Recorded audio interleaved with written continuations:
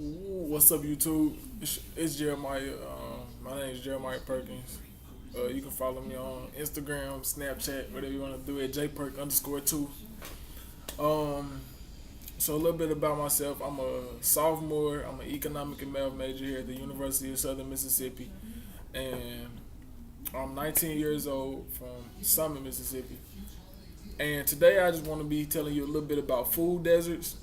We had a project to do in my English 102 class, and the project was to pick something dealing with food, and I really had a hard time picking a topic. I really didn't know what I was gonna do, and then I came across food deserts, and I'm really into like the whole, I don't know, Black Lives Matter movement or whatever you want to call it.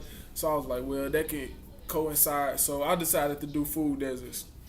So basically, what a food desert is a place where people don't have access to quality food at all. Like they don't have access to quality food. They stay a bit far away to get fresh food, and so it would be maybe 10 miles away. Some people say 10. Some people say one if you stay in a huge city. Some people say the range varies, but that's what a food desert is, and they usually affect minority communities, mainly African American communities, Latin, Mexican, and it's reasons. In my paper, I discuss the reasons for it affecting this certain type of community, and the first reason I want to talk to y'all about is will be like the crime affecting food deserts. So I would say that crime affects food deserts because if I was starting a business, I wouldn't personally want to start a business where I know the crime rate is high. So if it's like a big crime rate, I wouldn't want to start a business there, risk losing money, and and where I can go to a better neighborhood and everything be good. They can, I mean, if they want to travel and get my food, then they can, or whatever my product may be. So that's probably one of the main reasons why food deserts um, and crime are really they coincide like that. So like I lived in Chicago for a short period of time in my life, and it was real hard seeing people on the side of the road, but people really don't know what food deserts are, and it's not a priority. Like in Chicago, where the crime is, they're like third in the world in crime rates. Of course, they're not and murders. They're not gonna be like, man, I sure want some broccoli tonight. I love broccoli tonight. Of course, they're not gonna be saying that. The only thing they worried about is eating anything. Making it home safe, coming home to their wife, coming home to their kids. That's their main priority. They're not really concerned with broccoli or fresh food at all. And it's with crime and all the people thinking I'm gonna lose money or I don't want to start a business right there. It don't just affect the people who live in food deserts, but it also affects other people around it.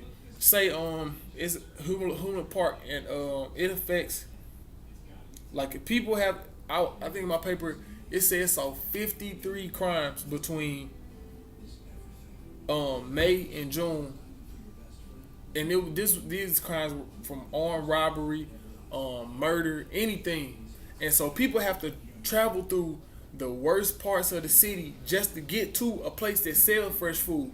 Who wants to travel through where they may get robbed, where they may get killed, just to get some fresh food when you can easily just put a market there, or anything? And this is where the solutions come in at, where people could put a market there, or they got maybe like fresh food trucks. I'm not saying like people should just have a food trucks going around selling food, but have a truck that sell food, or look places on the side of the road where it's access, like on the way home, where people don't have to go all out of their way. Just different type of solutions. And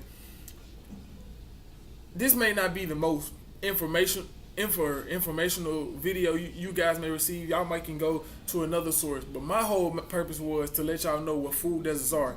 I wanted a real audience where people can really watch this video and be like, okay, I know the food as it is. I know that I don't have access to fresh food. I can't go to the store and I can get oranges and apples and broccoli and bananas. Anything you would like to have to eat that's healthy for your body, I can't go get that. Then you are living in the food desert. I just wanted to inform you of that, and that was my main purpose for this video, was just to be very informative. And if you want to learn more about food deserts, then it's plenty. I promise, there's plenty of information on the internet. All you got to do is Google it, and you can learn more about food deserts. Just get out there. Like, if you really passionate, if you really care, you don't have to be black. You don't have to be Mexican. You don't have to be Latin. You don't even have to stay in a food desert.